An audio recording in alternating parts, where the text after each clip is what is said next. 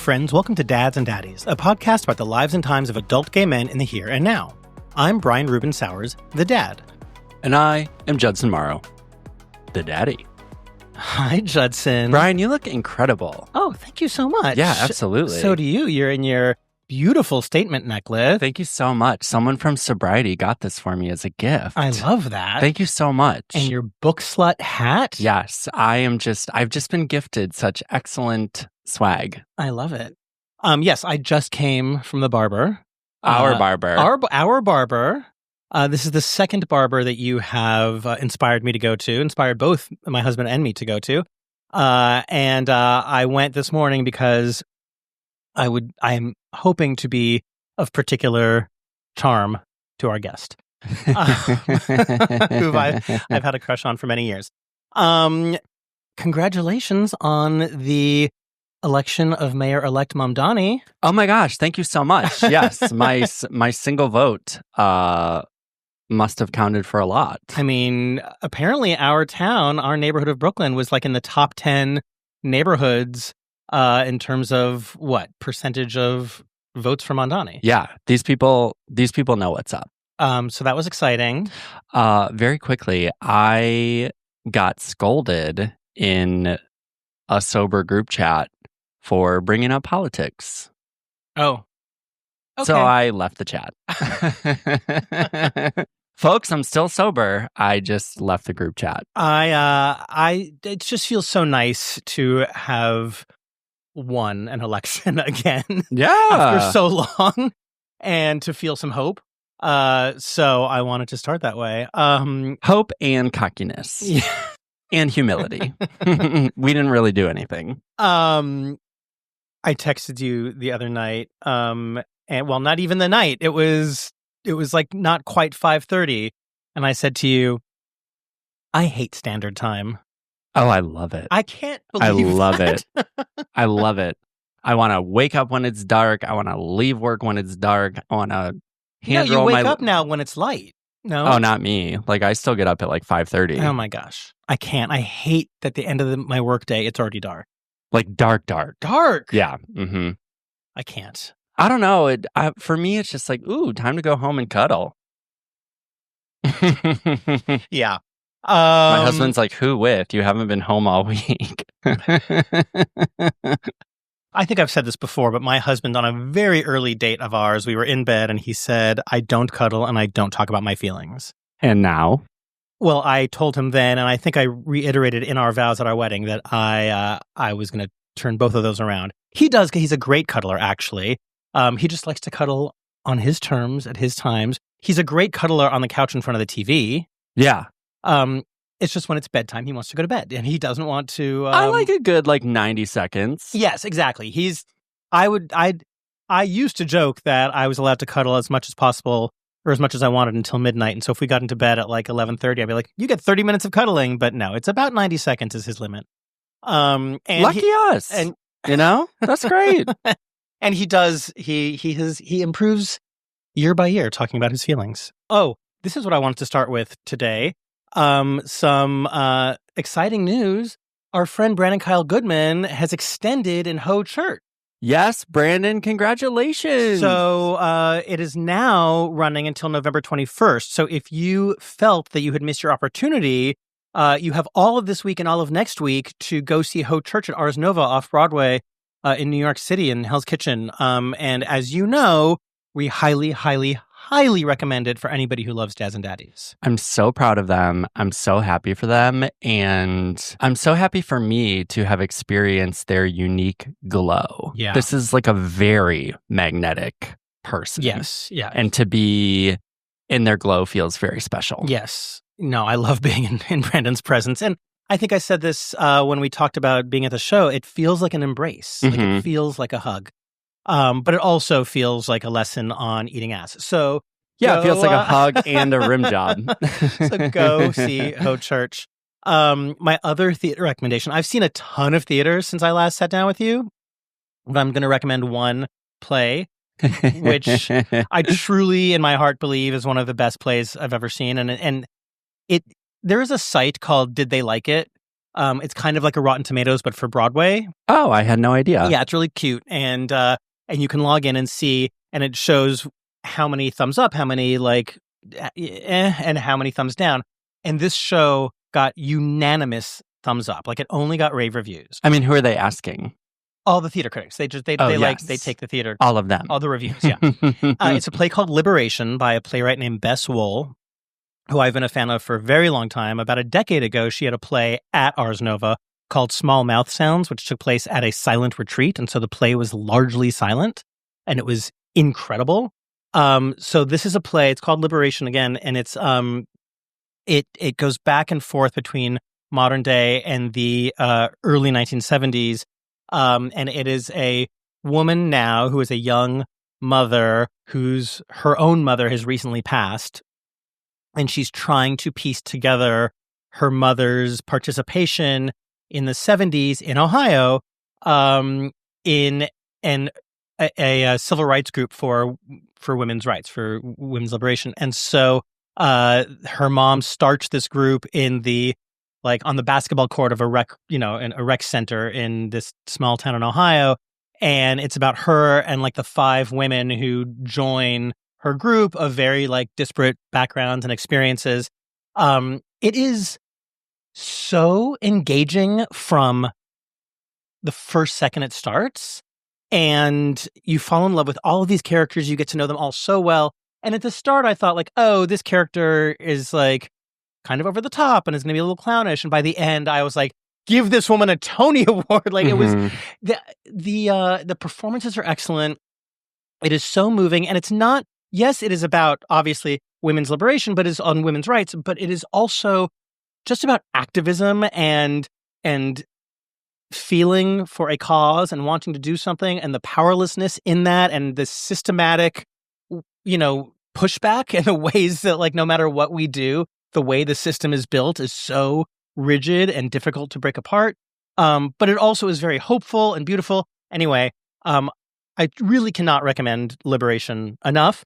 And what I also want to say about it, which kind of breaks my heart, I bought our tickets after the reviews, which were, again, all rave reviews. And they all say superlative things like, best play of the decade and all kinds of crazy things.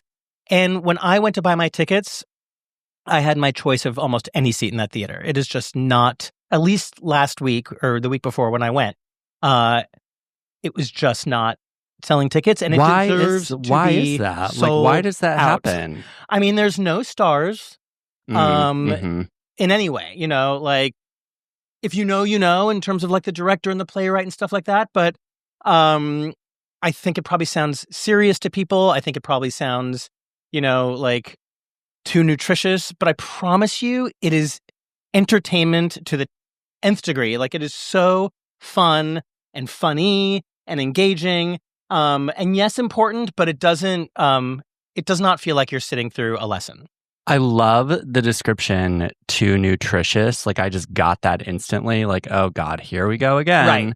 Right. But I have some exciting news. Yes. Just a teaser.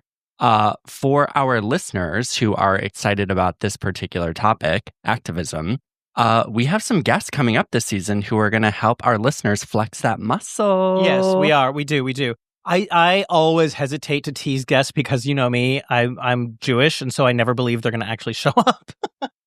Yeah. To be fair, that is a possibility, and I will eat my words / find someone different. There's plenty. No, we've got some very exciting guests. Queer activists we could talk to. Yeah, no, I'm very excited about some of the folks coming up. So when you and I texted earlier today, you said that you have some priorities in your life right now. Correct. And that because of that, sex and being social are deprioritized. Okay. Yes. But that you did have you have been able to have it all. She has it all. That's amazing. Right? I mean, I'm so happy for you. Thank you so much. I was going to share a little story from Halloween. Mm-hmm. I'm deeply focused on my new job, on this pod, on sobriety and yoga. So those, and Yes. the yoga piece may sound like, okay, bro, but it's I really do need it for my physical and mental health. And then everything else, and my husband is in there too, in the top 5. Everything else just kind of has to wait. Yeah. But I went to the city on Halloween night to see Daisy Grenade, a band I have referenced on this pod before. Yes. And, I turned on Sniffies because I thought I'm in a different neighborhood. People are in a festive mood. Maybe they're not like quite ready to go out, or maybe they're having a quiet night in. Like, maybe I'll catch something. So I had made this commitment, like nothing west of 6th Avenue. For folks who don't live here, the Halloween parade runs up 6th Avenue, which goes through the center of the island. And to get across 6th Avenue on Halloween night is absolutely impossible. Yeah, worth your life. Yeah. Absolutely impossible. Yeah. So I was like, okay, anything east is fine. So this guy hits me up and he says, "Are you polyamorous or just open?" I said, "Open, not poly." And he's like, "Well, I only want to hook up with guys who I have the potential to date. So if you ever decide to get a boyfriend, let me know." Okay. And I thought that was so charming. Yeah. And, I thanked him for the conversation and wished him a lovely holiday. And he was like, "You know what? On second thought, you're super hot. So what if I blindfold myself and have you find me ass up? Like, then I won't catch feelings." And I was like, okay, I do want to clarify that this is your boundary. Right. And I do not want to stomp all over it. Right. I'm up for it, but only if you're down. He's like, yeah, I'm so down. So I meet this guy at his place. He is ass up and blindfolded, super hot. You know how sometimes like people have like just a beautiful back and a beautiful butt that you're like, I don't even fucking care about the rest. Yeah. So this is what happens. We have an incredible time. He is such a good boy. And upon my departure, I could not find my glasses. Not because his apartment is any kind of mess. It was actually like very well appointed and organized. Yeah. I just had completely forgotten where I put them down. Oh my God. So he starts, and I love the commitment here. In a blindfold, he starts sort of like feeling around on the ground. And I was like, dude, I so appreciate your commitment to the craft. You can take the blindfold off. And he said, yeah, but if I do, I'm going to fall in love. And since my senses are heightened, I'll probably find your glasses without being able to see. No sooner does he say that, does he land on my glasses while he's wearing a fucking blindfold. Oh my God, Judson. So at this also at this exact moment, his phone starts to ring, and he's like, "Can you answer that for me?"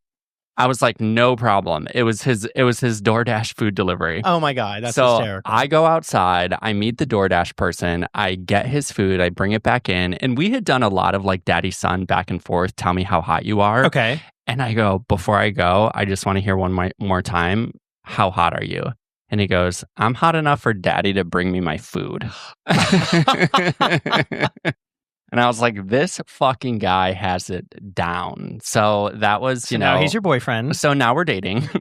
My husband doesn't know that we're in a polyamorous relationship, but surprise! It was a really lovely way to spend the holiday. And because I had gone to see Daisy Grenade as an opener, I was home by like 9:30. Oh, wow. It was sick. So, yes, I have, I'm sure my husband is like rolling his eyes at this. I have deprioritized sex and socializing a little bit. Right. But like still making time for them. Basically, I'm keeping what I'm used to doing is like just scheduling myself to death. Yeah. And now I'm just keeping everything open so I have a certain level of flexibility. And if that happens to get filled with a peen, I'm all for it. Yeah. So I have some sex to report on. Yes. Which I have not had for many episodes, I feel like, outside of the wonderful sex I have on the regular with my husband. Everyone's like, this podcast became political because these guys aren't having sex anymore. Partially right. So, as I think I mentioned on our last episode, there were plans to attend our friend's sex party, which I hadn't attended in many, many months. Oh, yeah, I was out of town. You were out of town. You promised me that your friend in the neighborhood who you often hook up with and who I ended up hooking up with at the last sex party that you and I were at, which was not thrown by our friends, would be there. But he was not. He did not pull up. And And Yes. he did text me this week to apologize. And what I thought was so sweet, he was like, I know you're going to say it's fine. And listening to you talk about it on the pod makes me wish I had gone. Yes. So hopefully in the future, he will be there. Well, so I have a fun report. Yes. So again, I was going in, I think I mentioned, I was going in a little anxious. Oh, I thought you were going to say low stakes, but go on. No, because, and maybe I didn't, but I've said this before, that, it had been so long that I was building it up in my mind. I wanted it to be so great, because I have had such great nights there, but also I've had nights where it's not so great because I'm so in my head. And so I started to Understood. But you know what I did to prepare for the sex party? I went back and listened to our episode. That's incredible. When I talked about the last sex party, because I remembered reporting on how successful it was for me, the one that you and I went to this summer that was thrown by JXXL. And because really, one of the things I remembered reporting on, but I didn't remember what I said, was that I had figured out the perfect, essentially, medication to take before I walked in. And what I found by listening to that episode is that all I had taken was some Viagra. So I committed to not using poppers. I didn't take a gummy or anything else. I just was on some Viagra. And I remember saying that really ended up working for me. And so I did that. And but in listening, I was also reminded that at that party in June, I think, somebody had asked me to top them. And even though I was fully hard, I said, "Oh, I'm a bottom." And when I reported that back to you, you were like, you almost reached across the table and smacked me. And I thought, and later that night, I had said, I was like kind of wanting to top that person, but I thought, well, I can't volunteer now that I've already declined because I'm a bottom. Like, that's not going to work. So anyway, I went in to this sex party having just heard that. And on 2 different occasions, somebody asked me to top them. Fuck yeah. And I just did. And it was great. My husband actually reported to me that when he showed up, somehow witnessed both occasions. He was like, I walked in the party and Brian was topping? Literally, the first one I was topping, I look up and your husband walks in the room and we exchange glances. But I was proud because I was like, okay, great. Yeah. I have been clocked by Bruce. The second time, I didn't even notice him notice me, but he told me later that night that he had seen me in both instances. And I also bottomed throughout the night. It was a very successful evening. And I went in there. It was funny. I think there was something special about this particular one, not to make you feel bad for missing it. No, that's okay. They on the invitation after the fact, people can leave comments, and the comment string the next day was almost everybody who attended, which was over 60 people, were just what great community it felt like. How there was something special this night, because it really did. I had such lovely conversations. I met nice people. It was the friendliness factor was beyond, and it always is there. But that can really make it, honestly. Oh my God! Some parties where you don't even have a ton of sex. I went to a party. Whoops, deprioritized. I went to a sex party the Saturday of Halloween, and it was very, very friendly. I didn't have a ton of sex, but I had a lot of socializing. So I that felt you were in costume for a homemade costume. I did wear a costume to this. Yeah. Absolutely. My point is the friendly factor can, I don't want to say make or break it, but definitely add to the experience. Well, I was very blessed in that it was both of that, and I had a lot of sex. Awesome. It was so nice. Anyway, yeah. So I think I'm going to go out on a limb and say I think I might actually be versed. Just own it. Don't even doubt it. And then the next. So this is the second sex party in a row now that I did not come, and it's funny because I overheard people oh, I've come 3 times tonight, but I didn't come. I don't know if that's the Viagra or what, but it was kind of nice. Oh, and somebody actually, after I said that on the last report in June, somebody wrote in and asked, well, what does that mean? Were the tops that were topping you, were they coming? And largely not. I mean, when you top at a sex party, You don't come every time you fuck somebody, do you? What I tend to do is like I top a lot. Mm-hmm. And then when I've like landed on the person that I want to come with, Yeah. or better said, when I think I'm just ready to come in Yes. general and just kind of like wrap it up, once in a while at this ripe age of 42, I can crank out like 2 or 3. But for the most part, I'm like one and done, which is why I don't want to like blow it early on. Yeah. And I will definitely like let the dude know. Like, dude, I want to come. Do you want to hear this amazing part of the story? Yes. So this particular party, that our friends throw, always at some point in the evening, pizza is delivered. Like a ton of pizza. And we all contribute. And at some point in the evening, the incorrect rumor began to spread throughout the rooms that the pizza had arrived. Mm-hmm. And then we all came to find out that it had not arrived. But actually, I think this was just based on the rumor. I was getting talked by somebody, and the rumor spread that the pizza was here. And he was like, oh, the pizza's here? I'm going to come. And like, that was his decision. That was what made him make the decision to come inside me at the party. The pizza portion of this party is also pretty lit. It's amazing. It's also another opportunity to like socialize. Yes. I mean, there's a lot of opportunities to socialize at this party, but like to see all of these naked boys ravenous for pizza and so thrilled that it's there, it's really special. I mean, sex is a workout. And what I love about the pizza portion is this has happened to me. I have clocked someone who I'm interested in, and they're otherwise just kind of like engaged throughout like our like either I'm not free or he's not free at the moment that we're like trying to get it on. Yeah. And then at pizza time, I'm like, dude, I've been seeing you all night. I would love to carve out some time with you. And they're like, fuck yeah, like let's finish this slice and go upstairs. Yeah. You know what I mean? Yeah. So it does offer the opportunity to like express your needs and make good on them. Yeah. So that's my report. Great, dude, your verse. Like your verse. That's it. Like we talk about this all the time. Like it's not about like the quantity. Like, I top 80% of the time and bottom 20% of the time. So I don't necessarily consider myself first. Right. It's like, if you like it and you're into it, just own it. So then I forgot this part of the story. I was going to say it earlier. So I came home that night. I hadn't come. And because I had so much fun topping, the next day when my husband and I were having our date night, as we call them, I asked if I could top him. So I did. And he really gets into it when I top him, which I really love.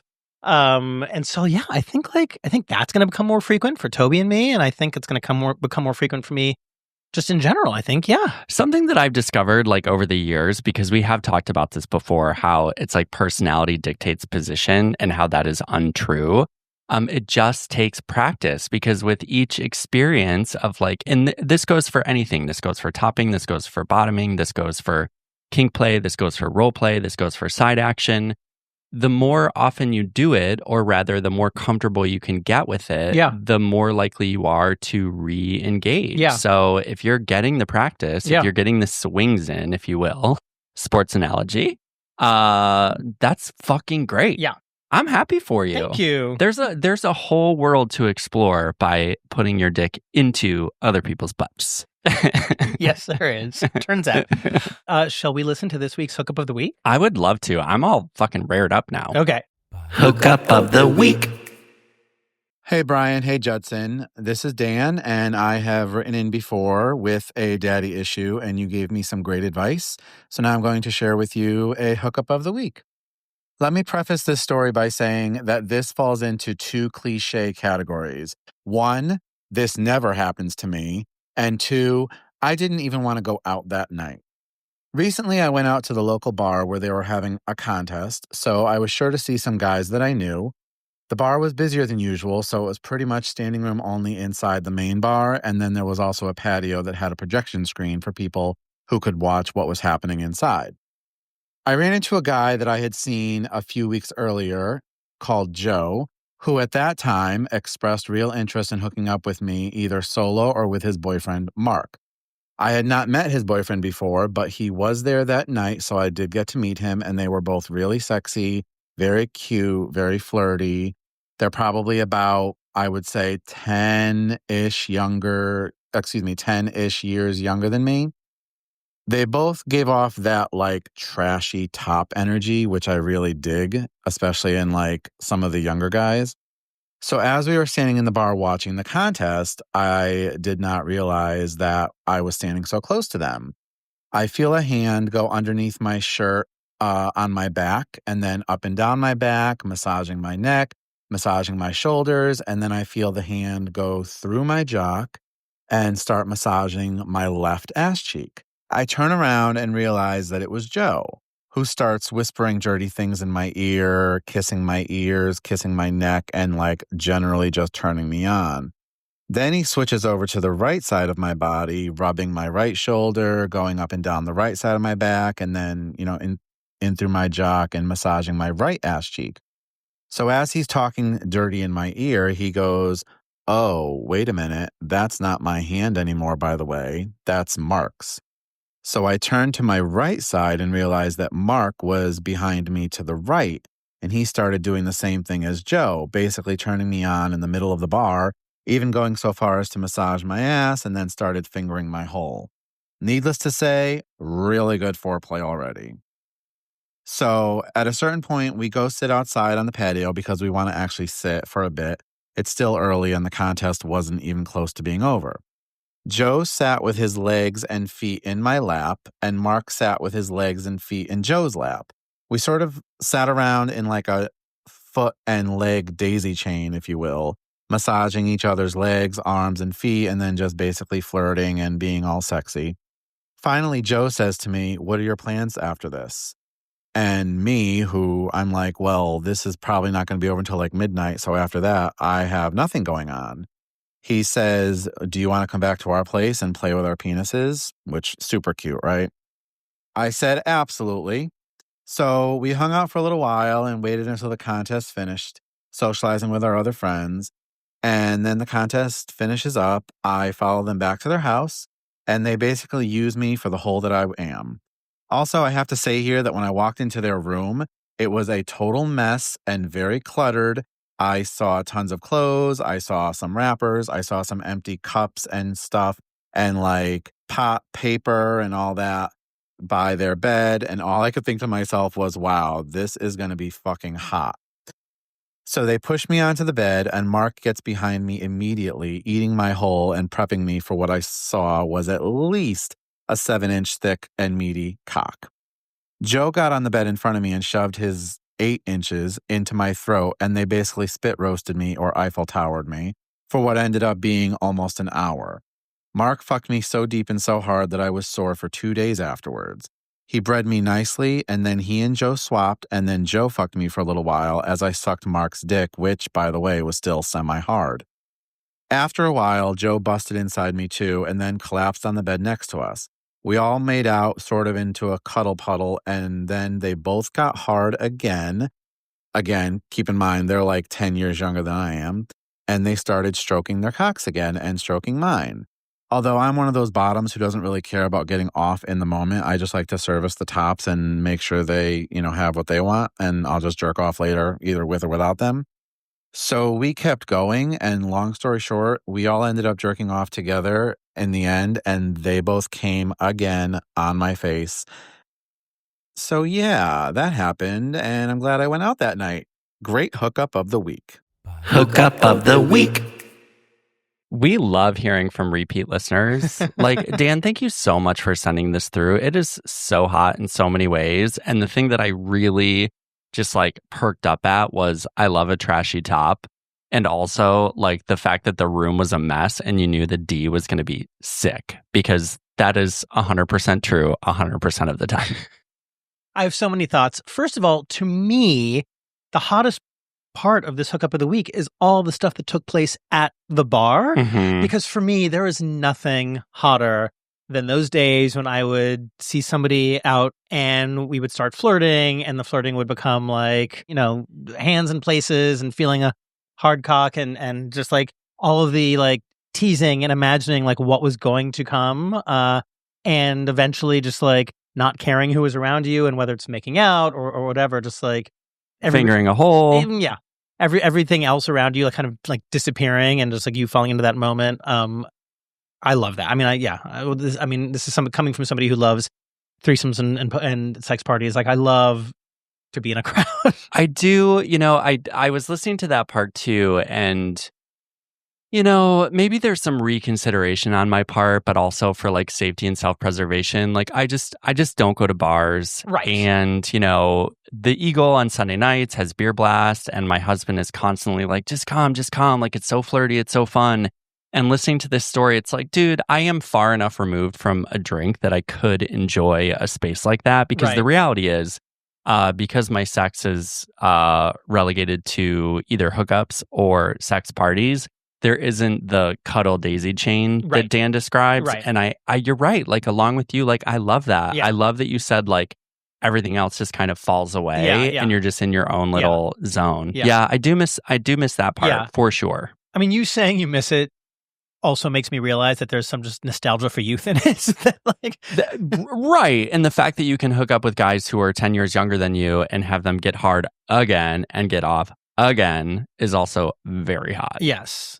Exhausting, but hot. Truly. Oh my God, Dan, thank you so much for reaching out to us again with that. If you guys have a hookup of the week, as you should know, please do record it on your phone using your voice memo or voice recorder app. Then email us that file to dadsanddaddies@gmail.com, and you will likely hear it on the podcast a number of weeks later. But we really love them, and it feels like y'all love making them. Oh, period. People love to talk about their sex lives. And we love hearing about it. So, all right, we're going to take a quick break. Are you good to take a break? I'm solid. Yeah. I mean, I'm already gassed up for this guest. Yeah. But I need to do some breathing. I'm excited. Yes, me too. We have Jay Jurden joining us, the incredibly funny comedian. We are recording this today on November 7th, and today is the day that his first television special has hit the airwaves. It is on Hulu streaming now. It's called Yes Ma'am, and you should go watch it. Like I said, I've had a crush on Jay for a number of years. I discovered him, I think, 4 summers ago now at the Bell House, which is a local comedy venue in Brooklyn that I adore. And I've been following his career ever since. And the fact that he's going to be here momentarily is just beyond. So I can't wait.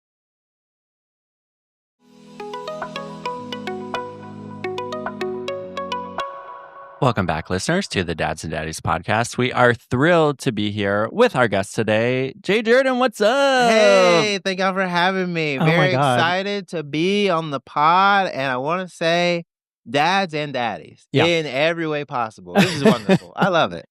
We are so happy you're here. I always kick off our interview segments by embarrassing our guests by reading the bio that has been provided. So I'm going to do this now. Yes, do it. It's way too long. Well, please truncate. It's so long. It's too long. All right, you want me to truncate? Jay Jurden is a New York-based comedian, writer, and actor known for his sharp wit, dynamic storytelling, and fearless humor. His debut comedy special, Yes Ma'am, premiered today, November 7th, on Hulu. A heartfelt, hilarious hour exploring race, queerness, the South, and his roots. Yes Ma'am was written and performed by Jay, who also serves as executive producer, alongside Brian Volkweiss and Cisco Henson. The special was produced by Comedy Dynamics. A former staff writer for The Problem with Jon Stewart, Jay has appeared on The Tonight Show starring Jimmy Fallon, The Late Show with Stephen Colbert, Comedy Central, and HBO's High Maintenance. He's been recognized by Vulture as one of the comedians you should and will know, and recently made his Marvel debut writing Marvel's Voices X-Men. That's true. Jay is currently touring nationwide with the Nothing Special Tour now through February 2026. Yeah. Again, welcome to Dads and Daddies. Oh my Jay God, Jurden. that was not that long. As someone who has to interview people for like a corporate job, I've had to read resumes that were 3 times as long and not nearly as interesting. I mean, I think it could, as a comedian, you want your intro to be so short so you can just get out there, because there's a certain amount of time that audiences, and I think sometimes listening audiences can be like, okay, it better be good. It's the same philosophy I have when it comes to like structuring and like speed and rapidity with jokes. I always think the boom should be worth the length of the fuse. So when I write and when I perform, I have like a metronome in my head that's like, okay, I usually hover around like a joke every 12 to 15 seconds. Yeah. So whenever someone gives me like a longer intro, I'm always like, get to the, oh my gosh, please. And that's Right. maybe like that could be ADHD and like my destroyed brain from like social media. But I don't need my resume to be super long sometimes, especially if I'm going to talk with people Yeah. about Right, it. Because right, then I right. can just be like, oh, yeah, I did this, I did that. Yes. So I first saw Jay 4 summers ago at the Ooh. Bell House. Yes. And it was love at first sight. Yay. And I even slid into your DMs to tell you that, and said that to you, but you still don't follow me, so you haven't seen that. Ooh. But We'll fix that today. but yes, congratulations on Thank Yes you. Ma'am Thank you. on Hulu. As we've said, Judson and I have both watched it and just loved it so much. And we talked about this a little bit as you were walking in, but it really does feel that you're making this for a wide audience, Yeah. right?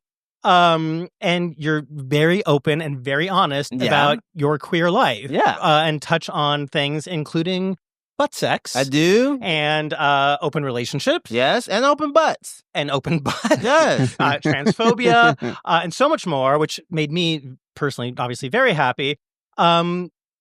But yeah, I'm curious, like, why that was important to you to come out of the gate with your first TV special in that way. Oh, I didn't want to present a sanitized, castrated, non-sexual version of queer male sexuality to the public. There seems to be a recent puritanical trend that is highly sex negative, and queer men specifically have been an unfortunate target of it, where everyone's like, gay men are sluts. All gay men want to do is fuck. Why do we have to have... It's basically the opposite of the Heartstopper approach, where when people were like, oh, these are horny queer teens, people were kind of like, yeah, but not everything has to be about sex. And I go, yes, not everything has to be about sex. Yeah. But some things are about sex. Yeah. And it is okay to be sexual. It's okay to be explicit. It's okay to be honest. It's okay to be truthful. Yeah. And my team, Comedy Dynamics, Hulu, no one censored me.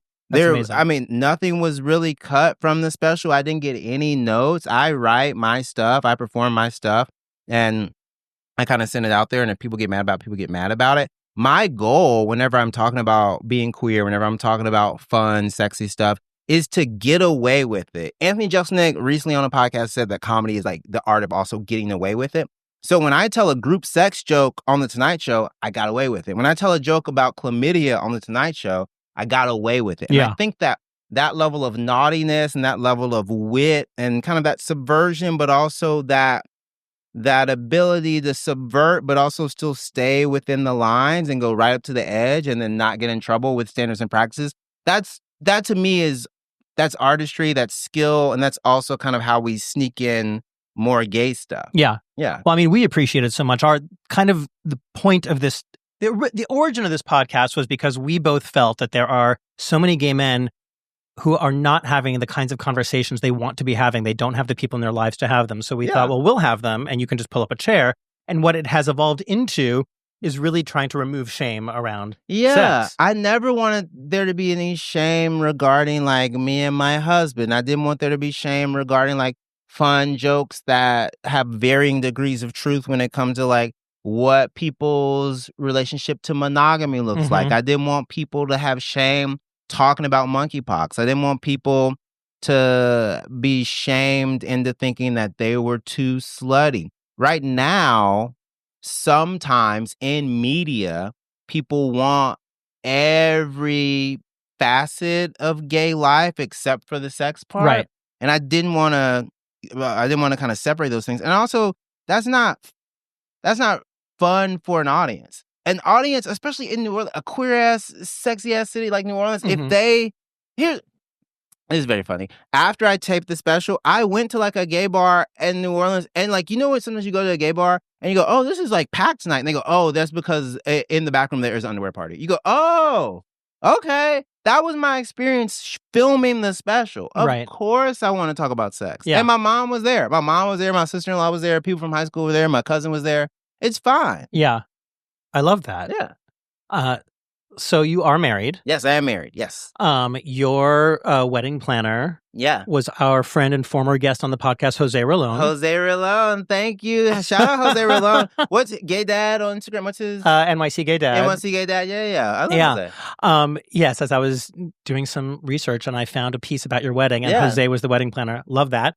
And so tell us about your husband. Yeah, my husband, Garrison, we've been together. We've been married for 3 years. We've been together. Today is November 7th, so it's our dating anniversary for 14 years. Congratulations. Congrats. Is that why you wanted the special to come out today as a celebration of your dating anniversary? I mean, November 7th actually is it felt like kismet because it's our anniversary and it's also 1 year removed from I had a write-up in the New York Times about the New York Comedy Festival last year, and the comedy critic and theater critic, sometimes Jason Zinneman, he shouted me out, but he was like, Jay's so good, he's so funny.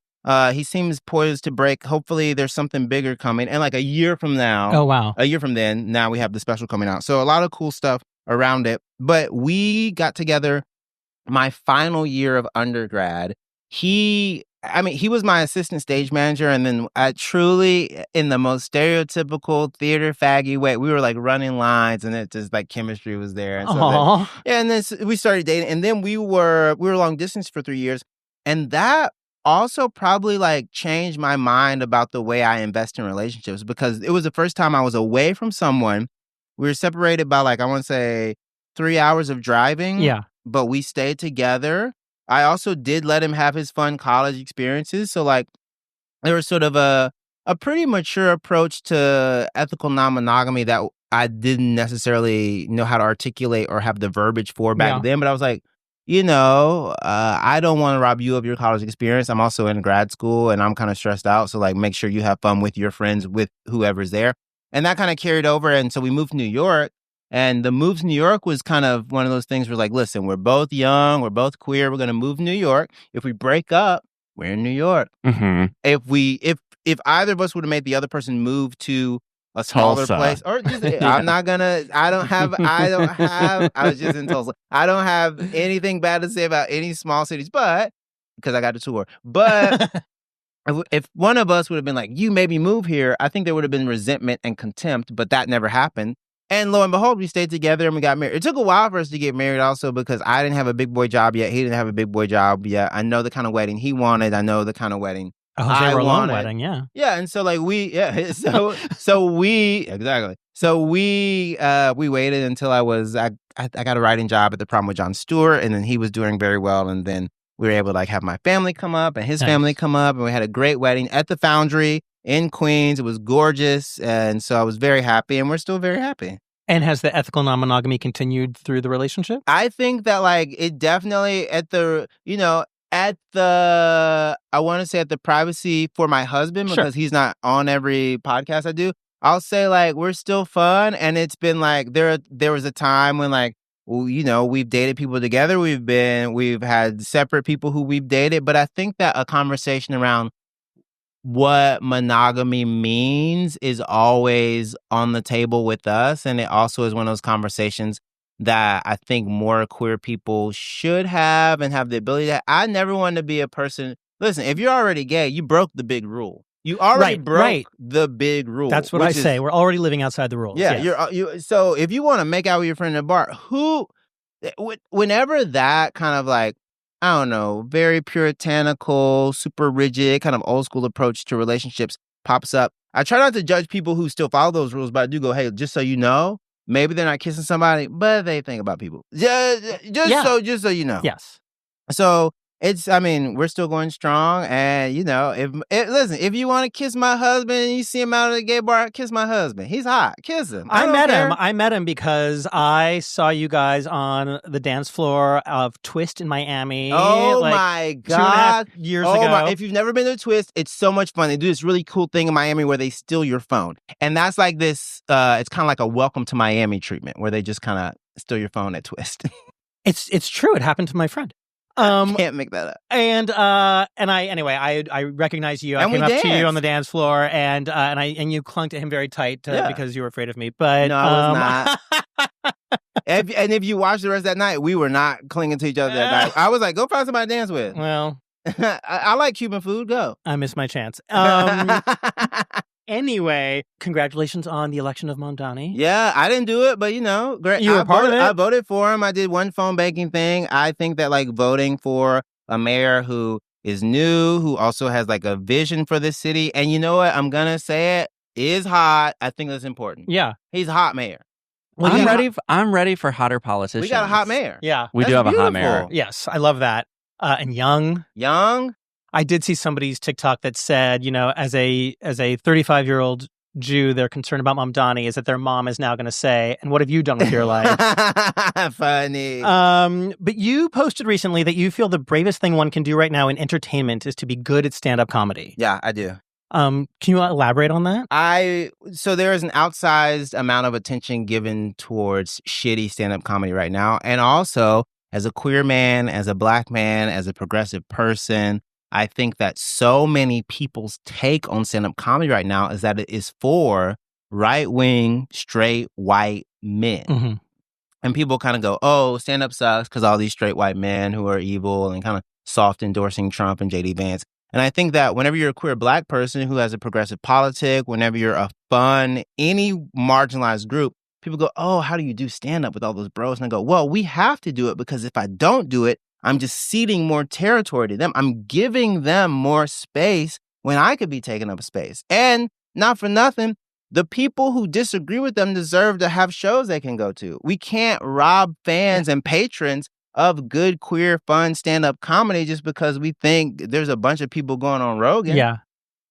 That's why. And also it's very hard right now because it's hard because of that. But then there's a dovetail where comedy's also harder now because y'all are funny. Y'all aren't comedians, but y'all are funny. Everyone's comedy acumen has grown. So now to be funny as a stand-up comedian, you have to be funnier than everyone who isn't a comic and funnier than the internet and present it in such a way that it is marketable for the internet and it works for the algorithm and it has to be a novel joke and you have to still do stand-up. There are way more steps because we've kind of done comedy for so long and comedy's gotten so big recently. Yeah.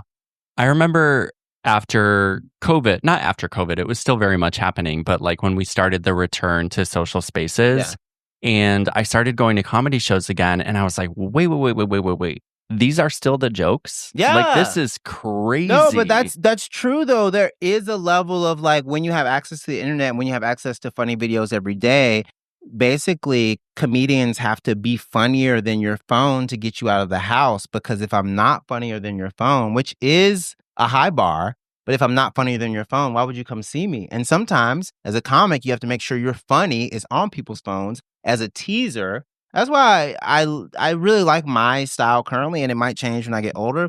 But if I can give you a joke every 15 seconds, I can give you a 15-second clip or a 30-second clip and give you 2 or 3 jokes in there. So you go, oh, I want to go see him. And the way that I write and the way I perform, you go, oh, I don't know when these jokes are coming. It's not this long delay. So I think that I was being a bit hyperbolic when I said it's the bravest thing you can do. But I think it's also brave because you're earnestly trying something. You're trying to be good. You're also doing a dying art form, which is legacy media. And everyone goes, oh, well, why don't you just do front-facing videos and become a scammer and fucking do all this other shit that people are doing? That's true, though. Where some people, I think that when some people say they're going to go on tour and they aren't necessarily good or skilled at stand-up comedy, as a person with 2 theater degrees, I bristle up at that because my only loyalty is to my patrons and to the people who pay money to see me. I don't want people to go, oh, Jay tricked me out of money. That show sucked. He scammed me. I want them to go, this was worth the ticket price. This was worth the Uber. This was worth the babysitter. Yeah. This was worth the meal. This was worth the tickets. This was worth the 2 drinks. This was worth the Uber home. This was worth the merch. I want people to leave a show that I did going, that was really good. Oh my God, he's very good. I stopped seeing comedy because I was only seeing straight comics. And then I discovered the Bell House in Brooklyn and I would see all these great queer lineups and trans comedians and all these and I realized oh, there's a whole world of comedy out there for me. Oh, specifically, yeah. Yeah, and it's so affirming. I love it. In terms of your rhythm and yes, ma'am, it's so good for the way my brain works. Even before it was ruined by the way that we are delivered information now. Yeah. Like my thought patterns change every 15 seconds anyway, because I just have this like forever to-do list going on in my head. Yeah. You know, I try to click into the present, yes, but I'm a future thinker. And like listening to and enjoying your stand-up, I was just in it the entire time because it kept, not that it kept switching, but like every 15 seconds, like there is a punchline. Yeah. It's so enjoyable for that reason. I try to give a big payoff to the people who are good. I think that so many people are good at comedy now, and when I say good, I mean good listeners. So if you know anything about comedy, if you're a witty gay man of a certain age, you can telegraph a lot of jokes. You'll go, Yeah. oh, I know exactly where this is headed. Oh, I know it's coming. I kind of have to skirt around that because I have that problem like you do, where I say, oh, I'm already thinking of this. So I had to basically write my jokes for my brain and go, ooh. And I think there's a little bit of like, what if everything felt like a cartoon? You know how in cartoons, they can do the impossible. They can cut away. They can cut back to things. Things can explode. Things can be reconfigured. I wanted to come as close to that as possible. If you know like anything about like Disney kind of like lore, Robin Williams as the genie is how I want you to feel about my stand-up. Mhm. Now I know like it's hard to imagine, oh, but like everyone wants to be funny. There's a very specific, and you said rhythm, there's a very specific music to my stand-up, which is I want things to like resolve. I want things to sustain. I want things to be staccato here. I want things to be legato here. I want you to never know where I'm headed, but enjoy the changing. I also want you to go, wait a second. Jay was quiet. He's never quiet. This must be important. And I want you to go, Jay's going fast. I have to go fast. I don't want anyone to go, Jay, speed up. I want you to think, is this already at 1.5? Oh my God. Right. No, you go, oh no, this is his normal pace. And I am a bit of a show off. Another goal I have is I wanted to have as many laughs as possible in this special. And I wanted people to see the beginning of the special and be like, wait a second. He's going this fast from the beginning. Can he do this for an hour? And I go, yeah, I could do this for an hour. Yeah. I had that exact thought when it was over. I'm like, this motherfucker must be so tired right now. / like what you do is activating. So even when you're hitting it so constantly, you must feel like really amped even after the exertion of all that energy. I do. I did the show. I recorded it. I did 2 shows when we did the recording on April 17th.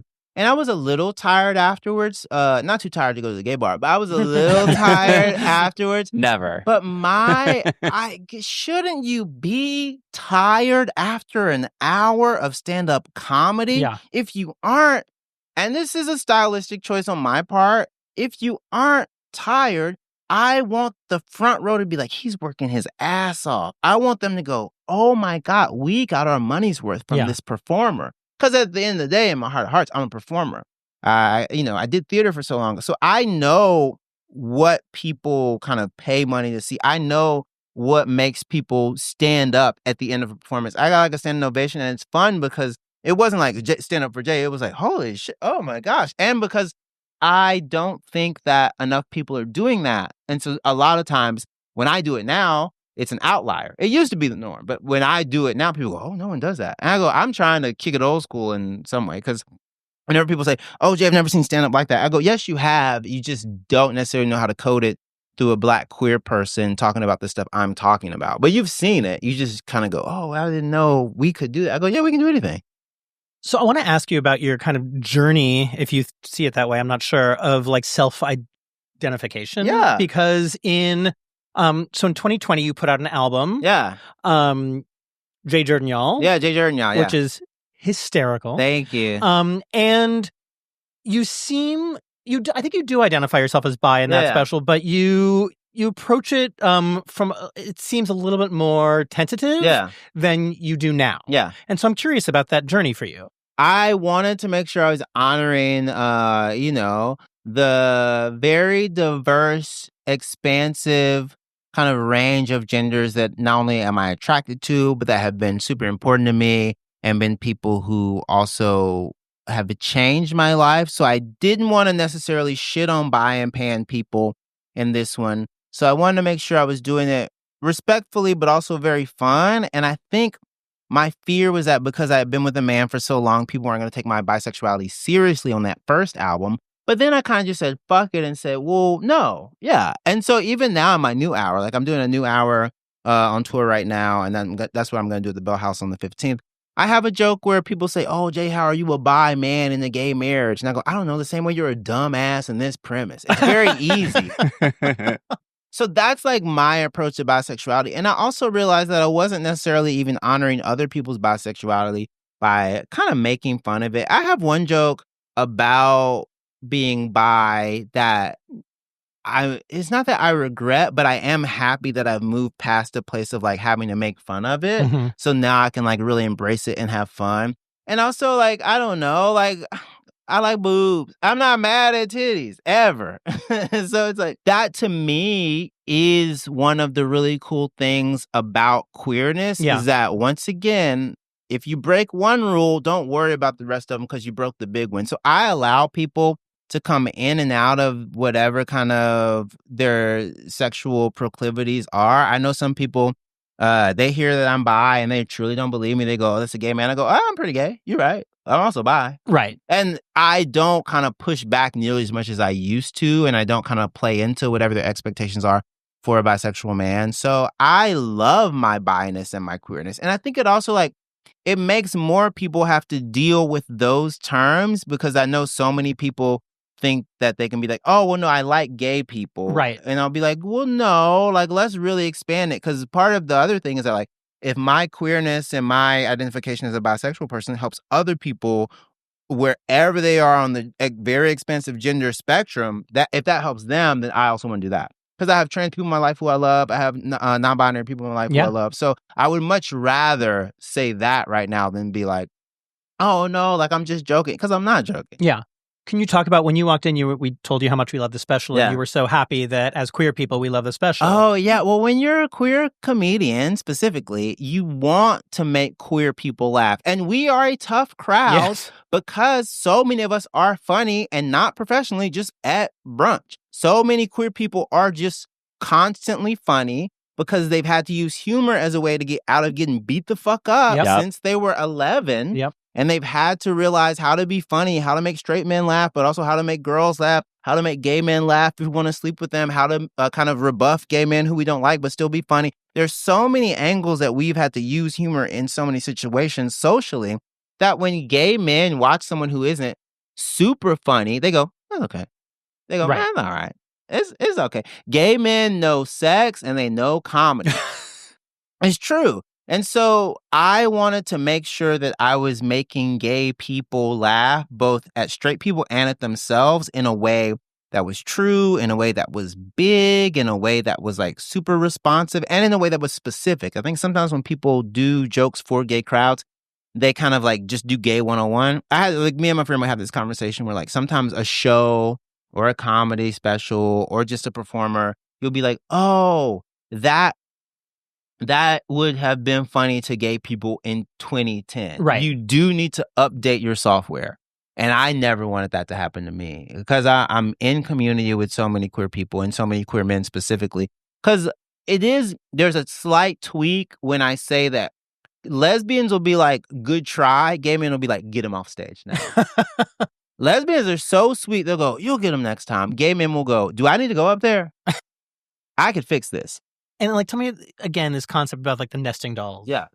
Oh, basically, I was describing earlier that I wanted it to be kind of this expanding nesting doll of specificity for my audience. So if you're a straight man and you watch me perform, you're going to have a good time and you're going to laugh a lot. If you happen to be a queer man, you're going to laugh even more. If you happen to be a queer black man, you're going to laugh even more. If you happen to be a queer black man from the South, you're going to laugh even more. And if you hit the full if you happen to be a queer black man from the South who's also a millennial, there's so much invisible ink in the special specifically for you because I wrote it.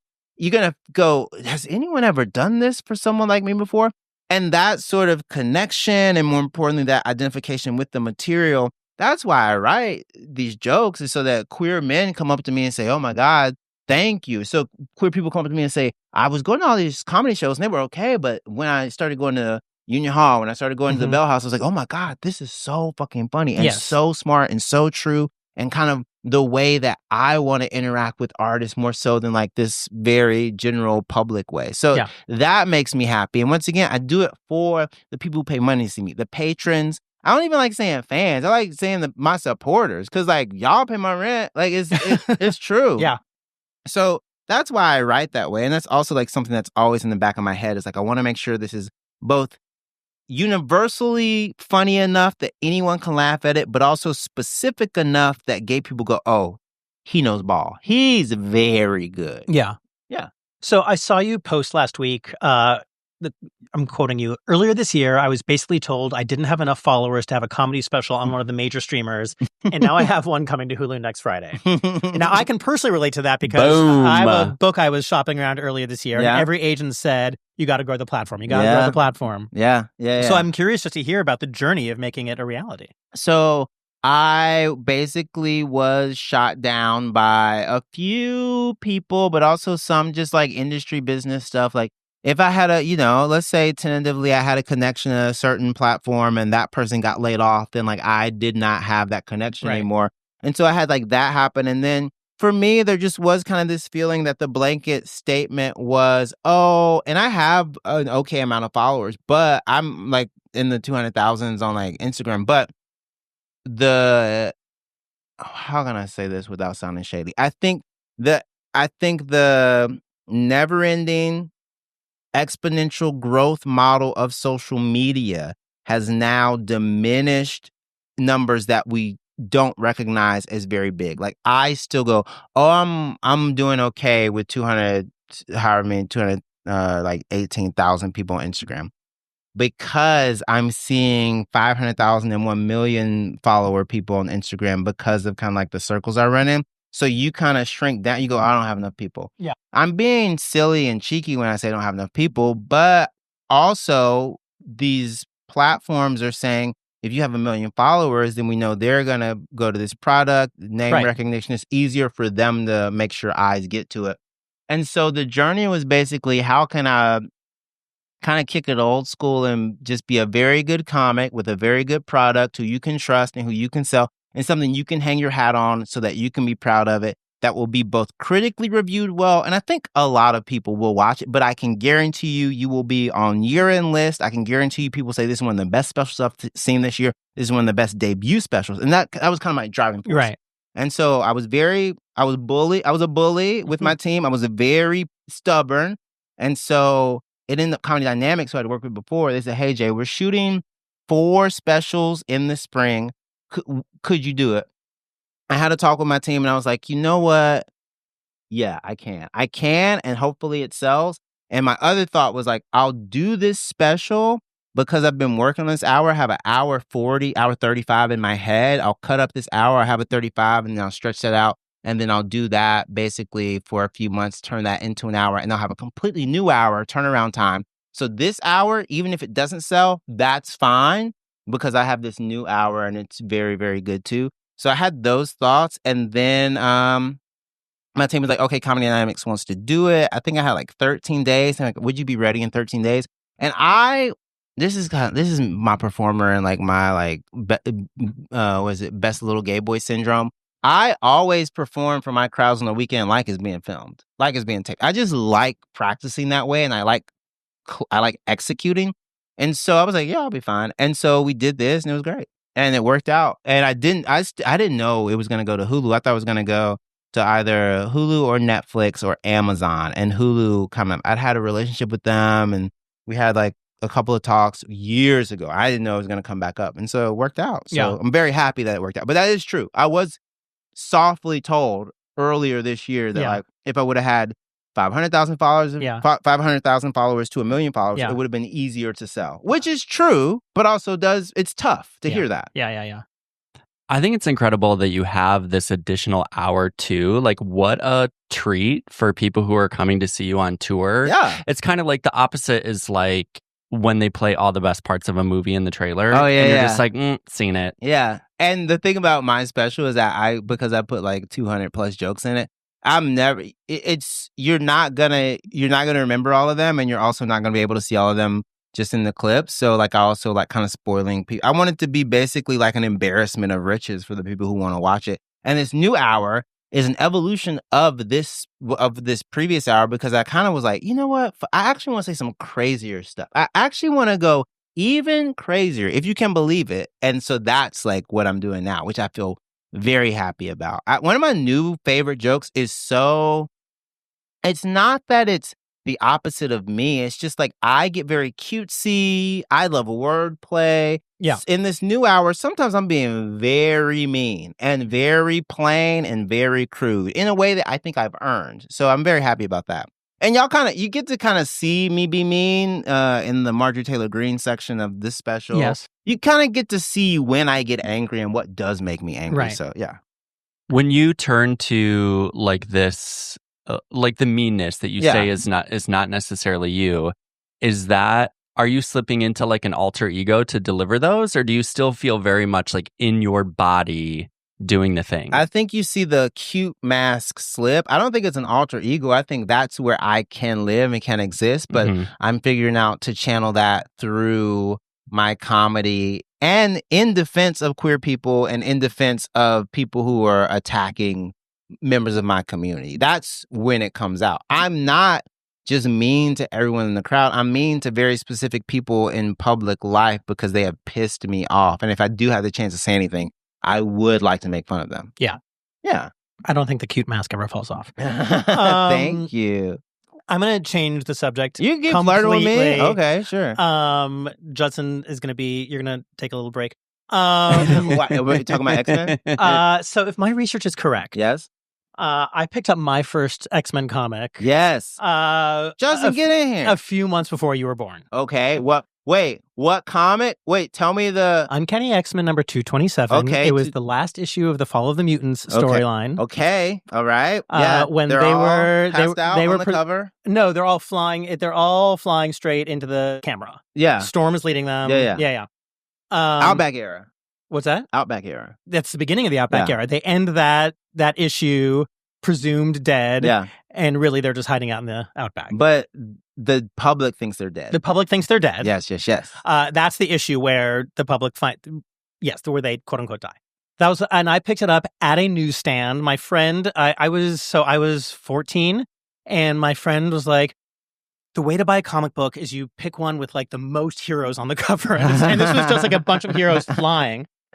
And little did I know, and I'm curious if this is why you have such a connection to the X-Men, that, the mutant experience in the Marvel Universe is an allegory for the queer experience. It's so queer-coded. My introduction to the X-Men, it was kind of like a two-pronged approach. So I grew up watching X-Men, the animated series, 92, which now we have like 97, which is amazing. But I grew up watching that. I remember we had 3 tapes. So we had Night of the Sentinels, Part 1 and Part 2, and then one other tape. But we had the special edition boxes from Pizza Hut, like the black and red, like VHS boxes for those. And they had a bunch of X-Men toys. I loved superheroes and I loved toys. I loved cartoons. And then I also like randomly had like one holographic cover when I was younger. And I think it was the one where they found out Gambit was responsible for the Morlock massacre, and they like basically like left him in Antarctica. I think like they were like, well, you can't be with the X-Men anymore if you're responsible for, like, Angel basically was like, well, you're the reason my wings got amputated. We're going to leave you here. We do not like you anymore. And so I didn't know how much the X-Men were going to be in my life, even like before I could actualize and kind of like self-identify as a queer person. And this is funny, my favorite episode of can you guess it? My favorite episode of X-Men 92. You know which one? No, you're gonna have to. Okay, so Cold Comfort. It's the one with Iceman. Iceman comes back because he thinks that the government has captured Polaris, but really she joined X Factor, which is a government mutant team now. So he says we have to break her out, and he goes. Are you catching any of this? Because this all makes perfect sense to me. I am enthralled. / I did feel called in on the Pizza Hut part. Pizza. I got that. Pizza Hut. Yeah. So Bobby Drake, Iceman, he left the X-Men to become an accountant, which once again, one of the gayest things you can do. So Bobby Drake leaves the X-Men. This is the animated series, and he goes back to kind of like help them save his girlfriend, who he thinks has been captured. So Bobby is like, oh, they captured Lorna, and he goes to the X-Mansion, and Jubilee agrees to help him. And Scott's like, Bobby's always been a fuck up. The professor babied him. I don't know why he's coming back here. And Scott's like being very hard on Iceman in a way where I was like, why is he so mean? And Iceman also is drawn so sexy. It's the sexy. It's insane how sexy he looks in that costume. And so I was like, I love Iceman. I have like an Iceman toy. He's my favorite character to play on like all of the like Capcom video games. So I just loved Bobby Drake. Little did I know, in 2015, he would come out, and they had been planting hints since the 90s, honestly, since 1963. There was this very funny image of like the 4 ex-boys. So it's Iceman, Cyclops, Beast, and Angel. And then Jean, Marvel Girl, she's the only girl. And so all 3 of the boys, Beast, Hank, Angel, Warren, and Cyclops Scott, they're all like, Jean's so dreamy. The professor's like, she is pretty dreamy. Bobby goes, ew, y'all like girls? But he's saying that because he's a little kid. He's a young Right. But once again, all of these things were like planted seeds along the way. And so when Iceman came out as queer, it was 2015. I just moved to New York. I was already like in a relationship with my now husband. But the X-Men, specifically Bobby Drake, Iceman, really kind of was like this journey of queerness that I also was on in a way that I didn't even understand. Yeah. So that's like why it like really resonates with But me. even before Bobby was out, I mean, the X-Men are, so mutants in the Marvel Universe, they are shunned, they are seen as different. Their powers manifested puberty. And their powers manifested puberty. So it's not because like so many of these superheroes had like some freak accident that turned them into a superhero. You know, like Spider-Man was bitten by a spider. They're born with it. They realize it at puberty. Their parents shun them. The community shuns them. It is an absolute allegory for the gay experience, the queer experience. And to make it even more ham-fisted, they had their own HIV/AIDS crisis, specifically the legacy virus with mutants, where people are like, oh, like if they touch you, you could catch it. And it's like, no, but they like, it's only affecting mutants, but it also could affect humans, but it was only affecting mutants. It's like there were so many clear examples of them really being like, this is about queerness in a way that Marvel isn't letting us say, but what we can get away with, we're going to try. Even at one point, Emma Frost, who's a telepath, she took over Bobby's brain and his body, and she was using his powers in ways that he had never dreamed of. And he was like, how'd you do that? And she was like, well, I just kind of let go of all this baggage. And he was like, you don't know anything about me. And she was like, well, I was just in your head. It seems like you want to be interior designer. Like, true, 100%. He dated a woman. He brought Rogue home one time for a date. And Rogue famously is a woman you can't touch. So how convenient. He dated 2 different shapeshifters. How convenient. At one point before he officially came out, I want to say in 2013, maybe 2014, he was like attacking his exes the same way a lot of queer men attack the women they dated, because you don't necessarily know what you're mad about. And if they name it, you'd get mad at them. So he was like attacking his exes because he had like this like very powerful artifact in him called, get ready for it, I cannot make this up, the Death Seed. They wrote it. I didn't write it. And so like there are all these moments where you go, this is so damn gay. Yeah. And then you got to realize a dream. Yeah, I got to write. Oh my gosh, I got to write for Marvel Voices X-Men #1. I got to write a Storm and Iceman story called Cryotherapy, where they kind of are sparring, and the physical fight between them is also a. So clearly, I'm not going to do this right now, but I am going to make you. So copy. The physical fight between them is also a conversation both about their status as Omega level mutants and kind of what basically what mutanthood means to them. Also, like, I get to make Storm, like, have a little kiki with a gay ex-character, because Storm is a gay icon. Yes. I have a stand-up joke about this. We're like, I got to write about Storm and Iceman, and they're both very queer-coded characters. Iceman is queer-coded because he did come out as a gay man. Storm is a queer icon because her powers usually activate like this. Which is just true, but also gay men love Storm. Gay men have loved Storm since her inception. Yes. And also, I mean, she's the closest we have to a drag queen. And you know this, so it's so funny that the X-Men are like coming back into popularity, and the MCU is going to bring them. the X-Men actually got canceled with the first team. The first kind of series of X-Men got canceled because it wasn't popular enough. Yeah. It came back in 1975 and was super popular through DEI. Woke saved the X-Men. The second iteration of the X-Team, the first iteration was all white. The second iteration of the X-Team was a black woman from Africa, a blue man from Germany, a Native American, a Japanese man, an Irish person, which in the 70s, that was a different race. True. We're in Brooklyn. And a Russian man, and I also want to say, a short Canadian. So there were, but you know what I mean? Yes, who became the biggest the biggest character. So there is a level of like diversity, equity, and inclusion written into the X-Men mythos, both like explicitly and implicitly. And that's another reason why I fucking love the X-Men so much. Yeah. Yeah. I have X-Men number 94 upstairs. Yeah. Which is the first issue of the relaunch that he's talking about. All right, I've geeked out enough. No, you did a great job. I will let you ask the question we ask all of our guests. Can I tell Justin a little bit about this cover, though? Yeah. Okay, of course. So you like pictures. Okay, so Storm, that's Storm. That's Jubilee. So Jubilee, queer icon because she's a mall baby. That's I have her first appearance from my run collecting. Yeah? I have Jubilee's first appearance. I have Gambit's first appearance. I could argue all of these characters are gay. And okay, so Jubilee, mall rat, vampire at one point, but also like canonically never finds the right boy, but has crushes on boys, but also a mall rat, so gay icon. Roberto da Costa, Sunspot, Brazilian, hot, hunky, billionaire, in a relationship with Cannonball, whether they like it or not, gay. Lucas Bishop can take anything you give him and give it back to you times 2. Gay. Okay. Daddy. Psylocke, we have Conan. Okay. Bi. I think Psylocke is just bi. I know Betsy's bi, but if they share the body, swap the body with another woman. So if not explicitly gay, implicitly gay, and then Iceman, who's gay, Actually gay. So and Storm actually has Storm has a sapphic love interest, Yukio. Okay, sure. Yeah, so Storm has like a girlfriend. Can we talk about the casting of Halle Berry?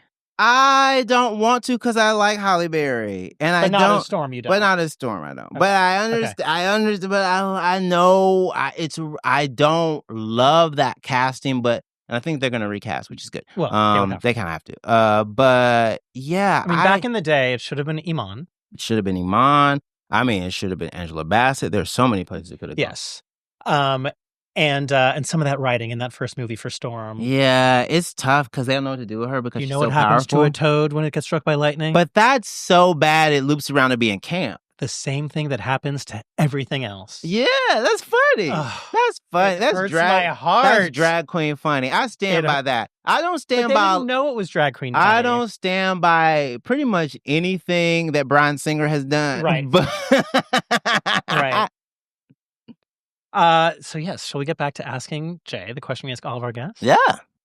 What is your daddy issue? My daddy issue right now, I have had my first gray chest hair, and it happened recently. I haven't moved in the gray pubes yet. I already have like some, grays on the side. When you're a comic, I'm post 35.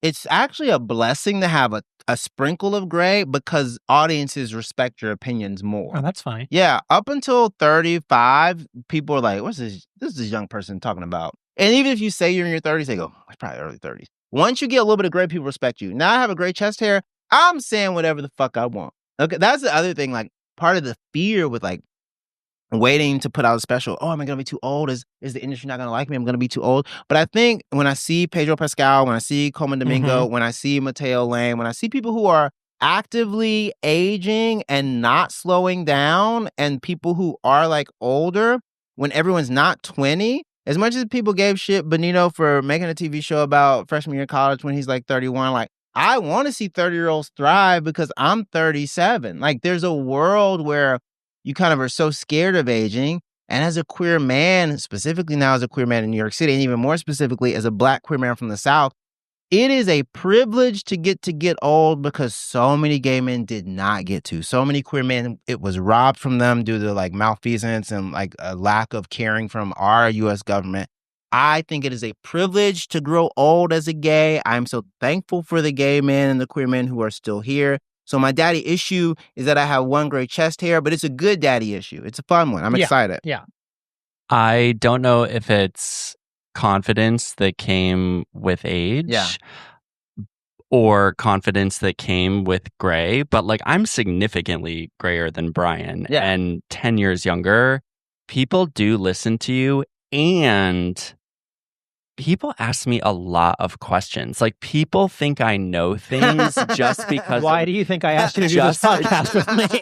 Just because of this beard. And I'm like, honey, I don't know, but I'm very flattered that you think that I would. I think there's also a power in seeing like faggy older gay men get to be faggy older gay men. We associate kind of like femininity with youth, and we kind of go, oh, only like young gay guys get to act like that, and only younger gay men get to kind of be flimsy and get to embrace like a fun element of queerness.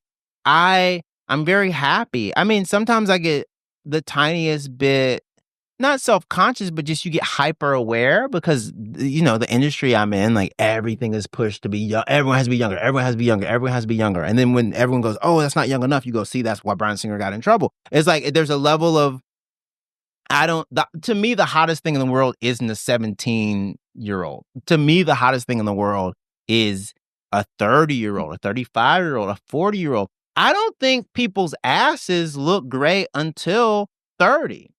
You know, if you look at this, and I think this is regardless of gender, your favorite ass is someone in their late 20s to mid 30s. Like, that's when you go, oh, that's a good butt. Because a lot of Southern black men, what they'll say is they'll be like, oh, okay, she got that 30-year-old weight. It came, you get some ass, get some hips, get some tits. And as a younger gay man who was very skinny, I didn't get titties until I started working out, and that was like into my late 20s, early 30s. Yeah. So I think there's a fun celebration of age, and we're doing it defiantly. Like, you know, the government wants us dead. You know, a lot of fundamentalists want us fucking dead. To be a gay man, to grow into old age and to get gray hair, that is an act of resistance in a way. And there's something also assimilationist about losing the fagginess. Yeah. So I deeply appreciate what you're saying. Like, it is really nice to see 45-year-olds be super faggy. Yeah. It is really nice to see 55-year-olds do it too, because it's like, oh, there's space for that. And on the butt thing, I am thinking specifically of this man at my yoga studio. Yeah. He's 34, and I lose my mind every time he talks to me because I'm just like, I can't hear what is coming out of your mouth because I am only thinking about your butt. Yeah, I am actively gorgeous. Objectifying you, and I am truly not listening. You say whatever. I do not care. Yeah. All right, should we take a quick break? Before we do, you're going to stay with us. You're going to help us answer a question. Yes. Before we do, and you'll do this again later, but tell our listeners how they can find you. Okay, you can find me on all social media at Jay Jurden, JayJurden. I'm on Twitter because someone has to fight the Nazis. I'm on Instagram. I'm on Threads. I'm on Blue Sky. You can see my TikToks. You can also see me on tour. I'm doing the Nothing Special tour right now because it's nothing from the special, hence the title. And I'm going to be in your city. I'll be in Brooklyn. I'll be in Austin. I'll be in Seattle. I'll be in Portland. I'll be in Houston. I'll be in Chicago. I'll be in Philadelphia. I'll be everywhere. I'm even doing a cruise. I can't announce the cruise yet, but I'm doing a gay cruise. Oh, fun. Yeah. It's amazing. I'm bringing the husband. Oh, nice. Yeah, I was going to ask if he travels with you at all. We might leave with the new husband. I'm going to go dig out my bathing suit. I love a Speedo. That also like helps with the numbers sometimes. I put the Speedo pics online a lot. Yes, you do. I do. And you have, so you were a personal trainer at one point. Yeah, I was a personal trainer when I first moved to New York City. Personal trainer, also known as a sex worker. Well, it's the same job. But I was going to ask. You touch people you don't like for money at an hourly rate. Okay. This is a fun story. When I was training, there was this one client who worked for Wells Fargo for a very long time. Very fun, older gay man. I love training gay clients because most of the time they talk the whole session and then you're like, well, our time's up. But he was notorious for he was a good client. He worked his ass off. Once again, man in his 50s, great ass. Truly one of the best asses on the 50-year-old I've ever seen. He was great. Worked together.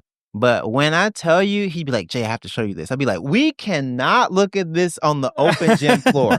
We have to go to the corner if it's one of the things I think it is. He's like, it is what you think it is. I go, okay, well, let's go to the corner. let's look at it. And then I'm like, we're in the corner. I'm like, 2 fists? That's impressive. Glad we went to the corner. Yeah, I'm glad we went to the corner. Jesus Christ. Oh my God. So that was the extent of your sex worker work? Yeah, I've never like truly like, I've never really done full on like sex work. I've like kissed men who paid for stuff, and I've hooked up with a guy who then was like, should we get something to eat? I was like, yeah, but Right. I've never like, We've all done that. All right. We'll take a quick break and we will come right back with Jay Jurden. See you in a moment.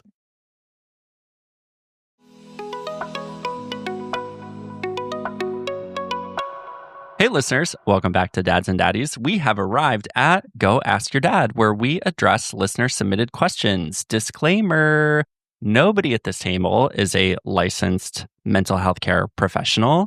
We are just addressing your questions with our life experiences.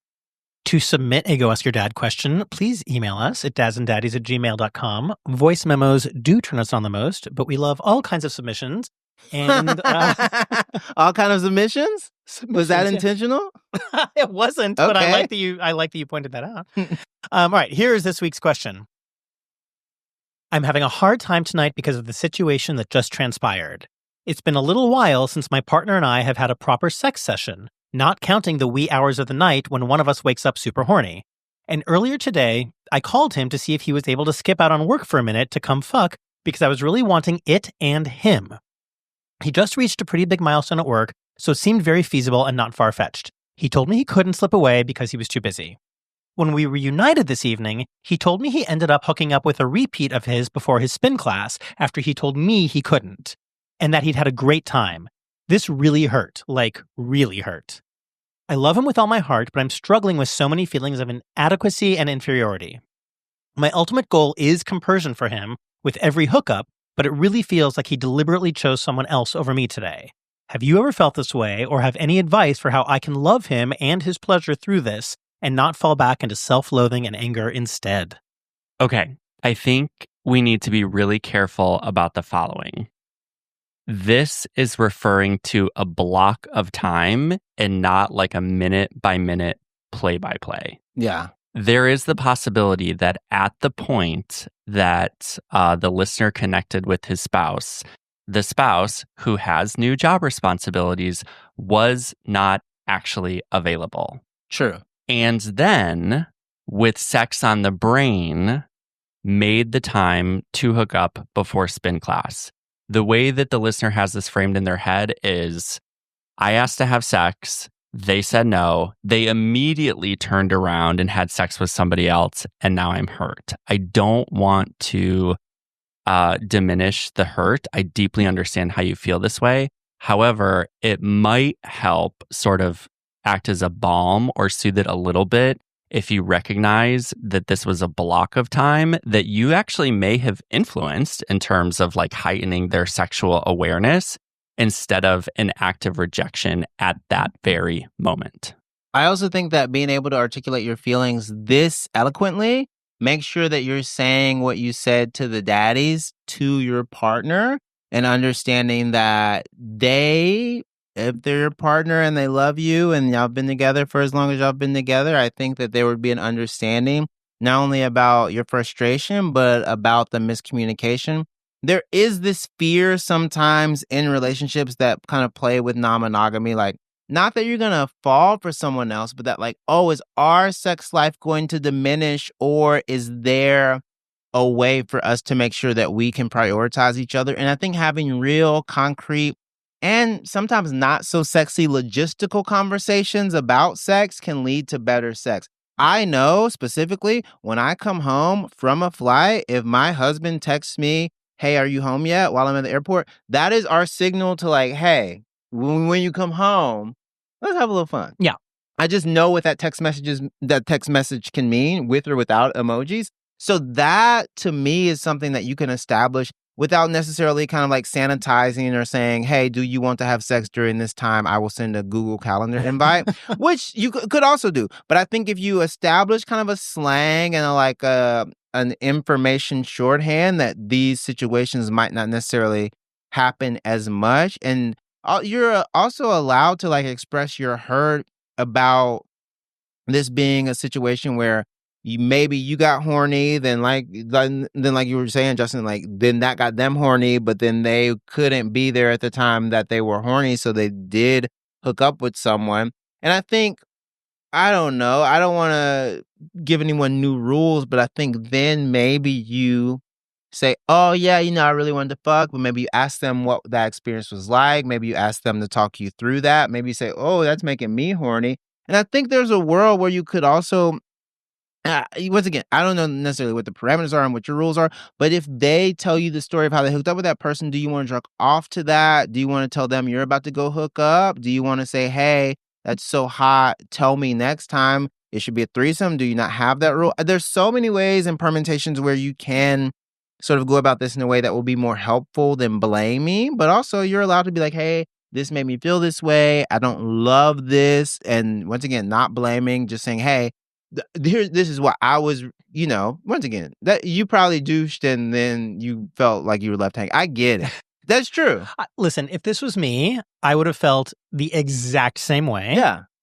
And I think Toby would have come to me with exactly what you said, Judson, which is that like, oh, well, I couldn't then, but then this time presented itself and I knew I couldn't get to you. Yeah.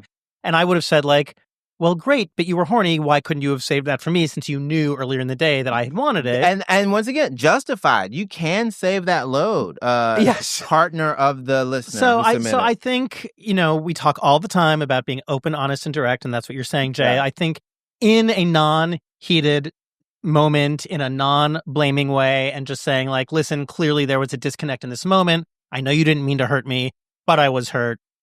And like you said, like, let's figure something else out.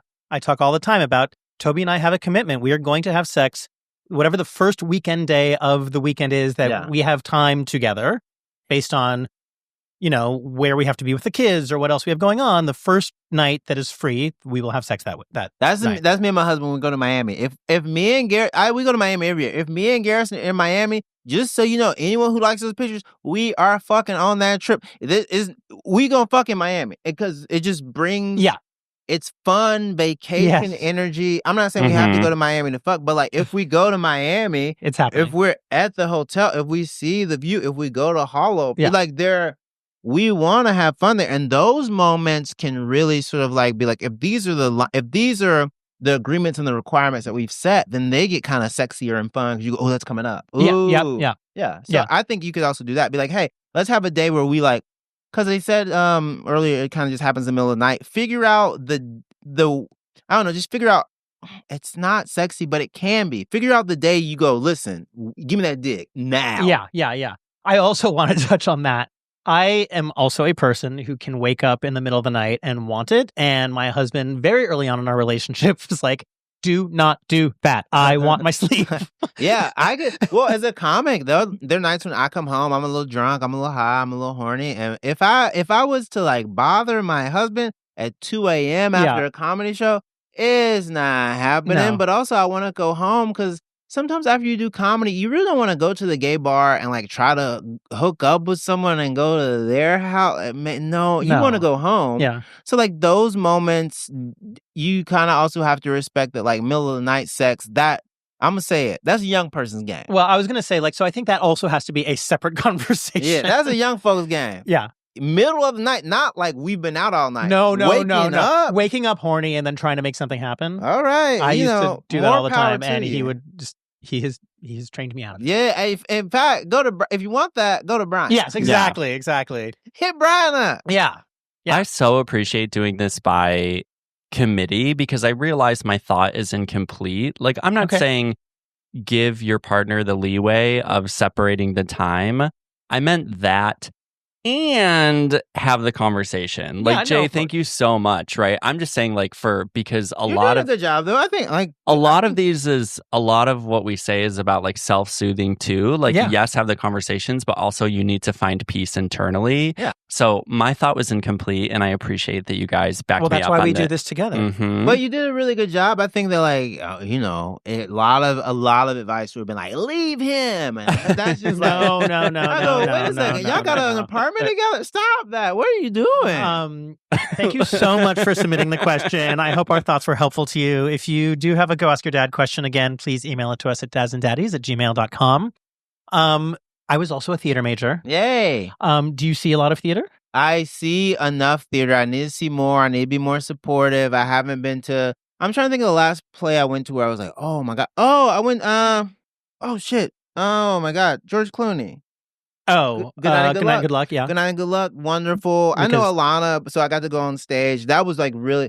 It was tough to watch though, because sometimes you'll see a play and you'll go, I didn't need you to remind me that I'm living in historical times too. God, Right. Oh, the fascism is creeping. Do you know Brandon Kyle Goodman? Yeah, I just did Tell Me Something Messy with Brandon Kyle Goodman. Oh, good. I love Brandon Kyle We're doing Goodman. it next week. I love them so much. They were on our show a couple weeks ago, but their show, have you seen their show? HEAUX Church, I haven't. I want to. They just extended through November 21st. Yes. You have to see it. I want to see it. I'm making an attempt to see it because we had such a good, not to talk about podcasts on a different podcast, but we had such a good time. No, I know. We're going to do it next week, and they were on ours a couple weeks ago, and they're just a light. They're true. I love them so much. Row for Big Mouth. Yeah. So you haven't seen Liberation? I haven't seen Liberation. You have to see Liberation. Okay, I'll see Liberation. You have to see Liberation. Me and my husband are looking for like plays to see because I have like the tiniest bit of wiggle room now, and his job also has some wiggle room. So we were gonna see Liberation. Gonna try to see a couple of musicals too. That Romeo and Michelle, obviously. Yes. Okay. Yeah. Another good thing. Did you see Brian the just Jellicle fell out Ball of when his chair. it was No. Cats the Jellicle Ball? Oh, it's coming back. It's coming back. Yes. The full on ball. Yes, the ballroom Cats. Yeah. Yes, you didn't see that. I didn't you see it. have to see that when it comes back. I remember. Wait a second, Andre Shields. Andre Shields was older around. Yes. I do want to see that. Yes. Are you a musicals? I love musicals. Okay. I love straight plays and musicals. Oh yeah, straight. Are you a musical actor? No, so here's the thing. I am a person who can sing and who has sung. I don't lead with it because I would much rather people be very surprised that I'm proficient than people be disappointed that I'm not exemplary. Is Broadway in your future? If they want me, I'd do it. I can handle 8 shows a week. I would want to have like a really good comedy career and then people be like, have like a fun little stunt casting moment and do a limited engagement run. But I'd do the hell out of it. I'd love it. There was a play called Motherfucker with the Hat. Chris Rock. Yes, Chris Rock starred in it. Yes. Bobby Cannavale. That was one of. I loved that show. Yeah. That was an amazing show. I think Motherfucker with a Hat, Superior Donuts, those are 2 shows that, like, as a Black comic, you're kind of like, oh, I can see myself in both of those. Right. And then there's also, given the chance in a smaller role, I've done enough things from the Pittsburgh Cycle, from August Wilson's Decalogue. So I was in 7 Guitars. I would love to be in 7 Guitars again. I would love to be in anything in Fences. I would love to do anything in King Hedley. So there are plays from the African American theatrical canon that I would love to do. There's this amazing play. Oh my God. It's called Blues from the Alabama Sky by Pearl Clegg. And it is about 1920s Harlem. It's about abortion access and women's reproductive rights. And it's about the queerness of the Harlem Renaissance because the character I played in undergrad, he, I think his name, oh my God, I forget the character's name, but he was friends with Langston Hughes and Bruce Nugent. And he was talking about queer Harlem Renaissance writers, poets, kind of people who were the literati of the time. And he was explicitly talking about how queer they were in a way that I didn't find out about until later in undergrad. Like I have Langston Hughes jokes in the special. This ties to the special. I didn't know Langston Hughes was gay. And I always make that joke. I go, Langston Hughes was gay. You didn't hear me say poet. But like truly, I didn't know that. And I couldn't really embrace it until I was kind of like in my senior, maybe my 6th year, like 5th or 6th year of undergrad, because I stayed to get like my 2nd degree.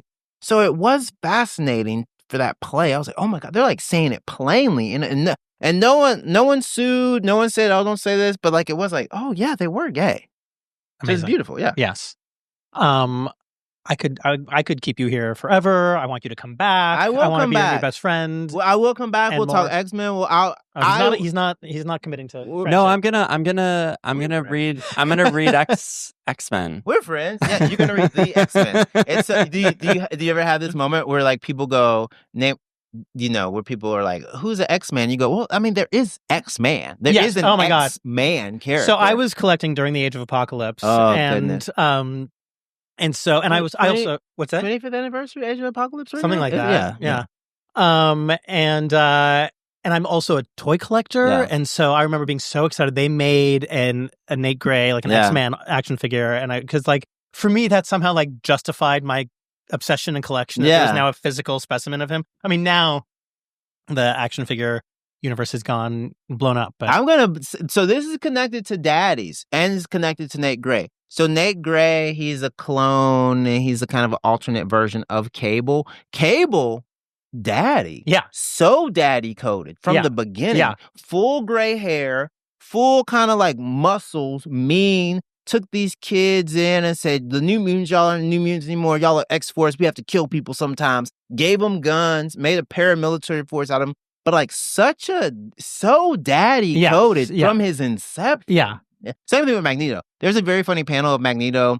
I want to say Trial of Magneto, where he's like in this robe. He has this famous white and red robe. He's got like red trim that he always wears when he's trying to be sexy. Yeah. And so like Magneto is like by himself and he's like got his glasses. And what you see his thought bubble dialogue is he goes, Charles, are you in my head again? Because Charles and Magneto have a relationship where they do kind of like, there's an intimacy there that can only be interpreted as at least semi-sexual, where they are in each other's bodies and minds constantly and like lash out when the other one is attacked by anyone other than them. It's so hot, but also so fucked up. I could do this forever. You love X-Men. It is one of the sexiest images. I mean, after we get done, I'll pull it up, but it's so fucking hot. Yes. Thank you so much for being Thank here. You so That's much. been amazing. Thank you, Daddies. Again, I'm so happy. Jay Jurden everywhere. Yeah, Jay Jurden. Watch Yes Ma'am on Hulu. Buy tickets. Listen to y'all. Also, Yes Ma'am will be an album available for streaming. Exclusive. I haven't told anyone this. Oh, wow. Yeah, you can listen to Yes Ma'am if you can't watch it yet. That's for Canada. I'm sorry. We're figuring out how y'all can watch it. I think it's going to be with the writer release, which happens in December, but we'll figure it out. But it's also, you can also listen to it. But yeah, exclusive. Wow, look at us getting exclusive from Jay Jurden. I love that. Yeah. Thank you all for listening. We love you all so much. Your support means the world to us. Please, before you leave the platform on which you're listening to us, do make sure you're following us. Do leave us a review and a rating. They mean so much to us. Do follow us on all the socials. I realize I haven't been saying that. We're Dads and Daddies Pod everywhere: Instagram, TikTok, Blue Sky. And check out our website, dadsanddaddies.com. You can sign up for our newsletter. You can buy Dads and Daddies merch and spread the love that way. And but yeah, for now, we will say goodbye and we will see you in a week. Bye, everybody. Bye. Thank you, Daddies. Thank you.